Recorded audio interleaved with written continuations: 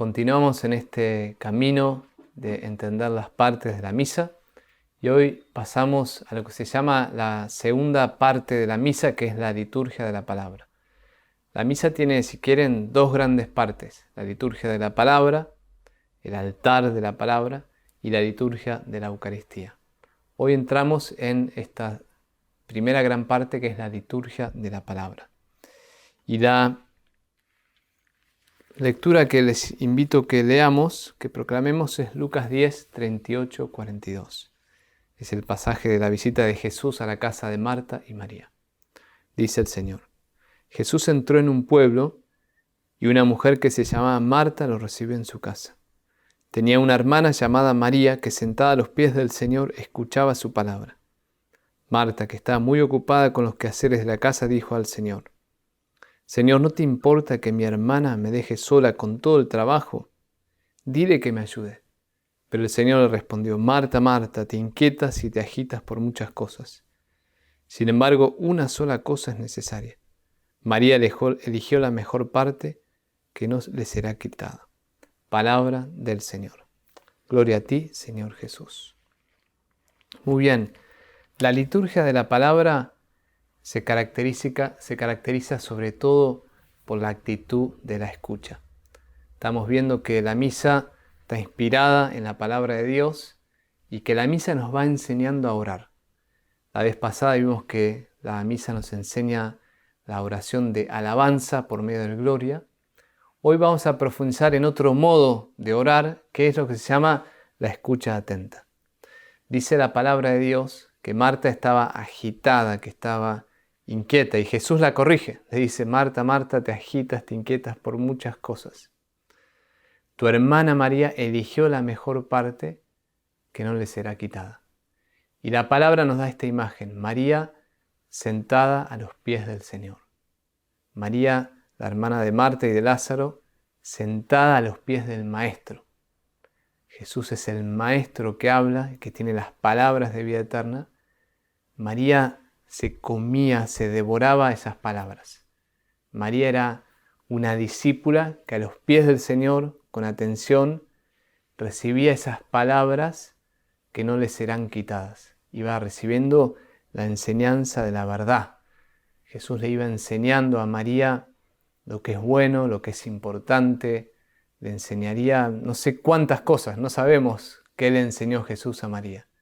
Sí sabemos que María era discípula, que María estaba a los pies del Señor. Y el Señor la felicita a María por estar a sus pies.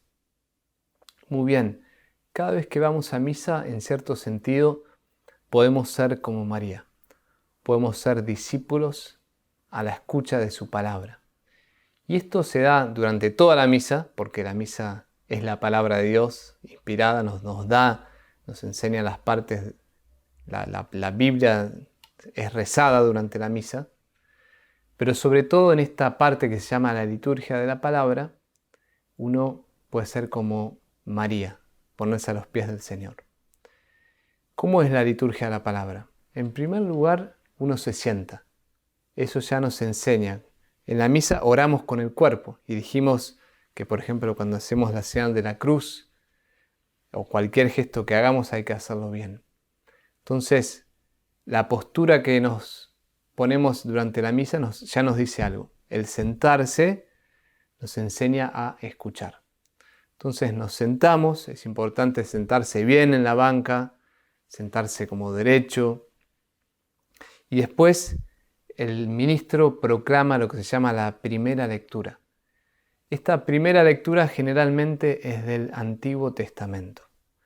Y esta primera lectura, en cierto sentido, nos ayuda a entender el Evangelio. Están conectadas. No es que la Iglesia elige al azar o por suerte las lecturas del Antiguo Testamento. La Iglesia muy cuidadosamente elige la lectura del Antiguo Testamento y elige también la lectura del Evangelio. Por eso es importante ver la conexión entre el Antiguo Testamento y el Evangelio que vamos a leer. Después leemos un salmo. La Iglesia canta un salmo, que son poesías en general que el profeta David nos dio. Tercero, escuchamos una epístola, generalmente de San Pablo, o los Hechos de los Apóstoles, un escrito que no es el Evangelio, pero es del Nuevo Testamento, en los días domingos y en las fiestas. Cuando es misa de semana es solo salmo y primera lectura. Y después pasan varias cosas.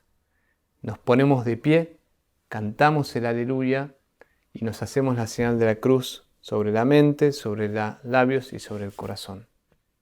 Entonces se va a leer el Evangelio, la palabra de Dios, que es Jesús resucitado hablando por medio de su palabra y haciéndose presente en su palabra. Entonces esos tres gestos, ponerse de pie, cantar el aleluya y después hacerse la señal de la cruz en la mente, pidiendo que esa palabra sea una semilla que entre en tu mente, en los labios, que esa palabra que entró en tu mente tú la proclames, y en tu corazón, que tú la vivas.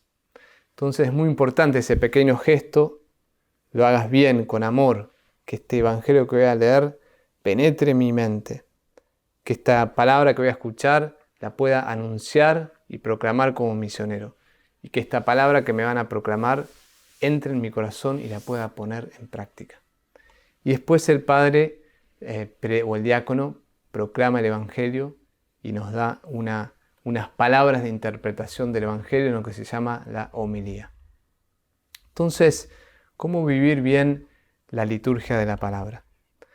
En primer lugar, como dijimos en la preparación de la misa, es bueno leer las lecturas, sobre todo del día domingo, de antemano.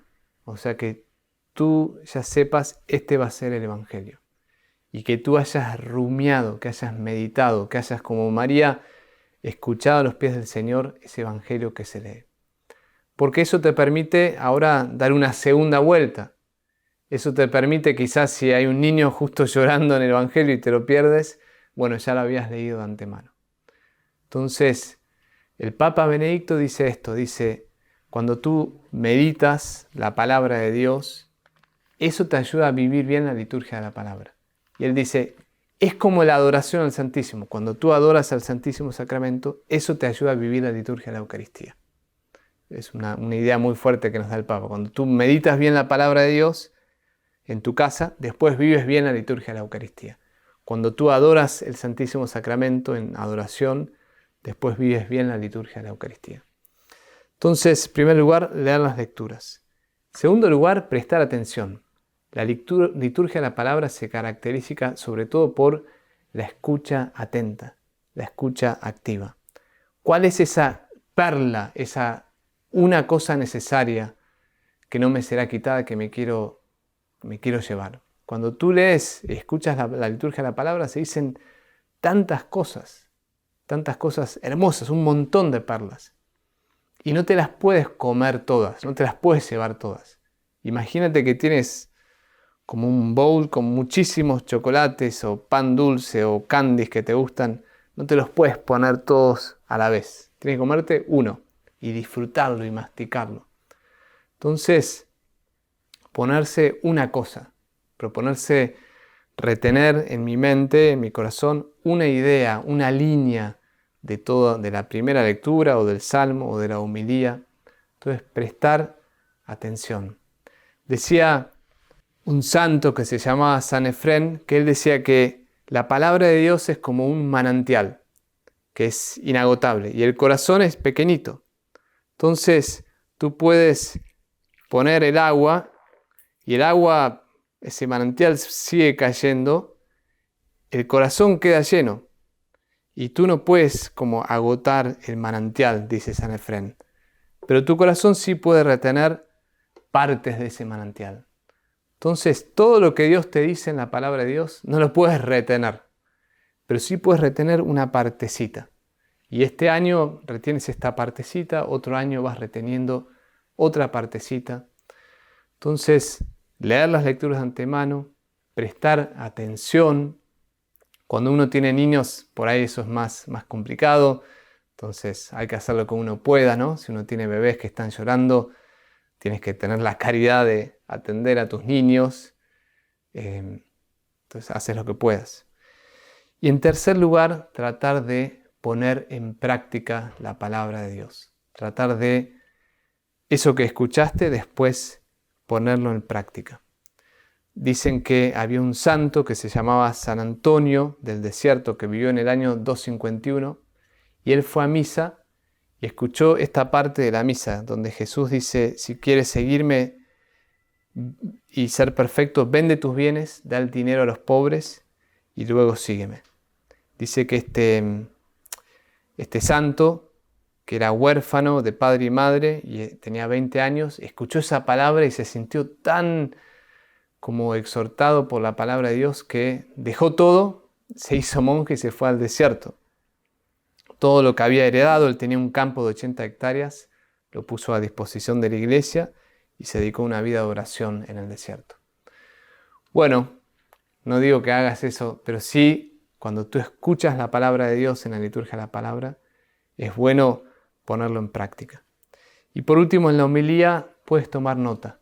Es un momento donde el Padre está interpretando, siempre algo bueno nos dice.